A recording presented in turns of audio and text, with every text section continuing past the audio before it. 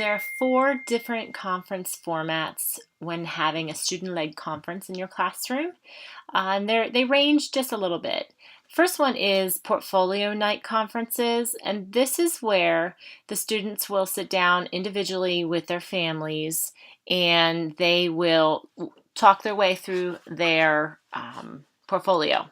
So they practice these typically, and they will go through work samples in all the different areas, and many times they've prepared some things online as well.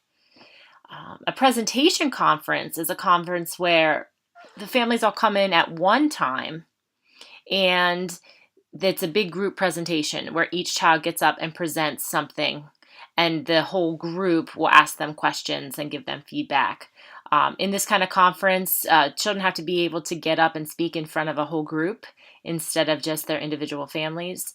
It's also a little bit harder because you have to schedule a time where the families can come. So sometimes teachers will break the class into halves or thirds and just have a presentation on a couple different days and times. But the teacher really has no direct time with the individual family when it comes to this kind of conference. It's all student-led.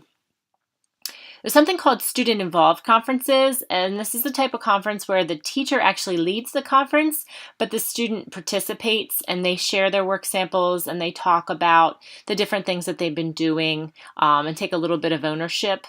This works real well for very young children that can't lead a conference on their own, but they can be time-consuming because not only does the teacher need time to present, but the student does as well. So you're probably looking at 30 minutes a child. The ones that I've been in tend to be very long. Last but not least are our simultaneous student conferences, and this is where several students lead conferences individually with their families, but they're spread out around a room or sometimes around a building.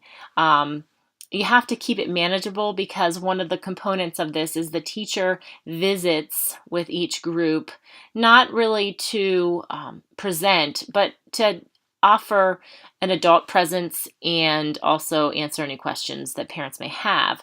For simultaneous student conferences, the students have to be able to present completely on their own, so they do spend time practicing and preparing. And these are usually great for as young as first graders on through upper elementary. So these are the 4 kinds of student-led conferences, and they are very valuable, as you could see from the video.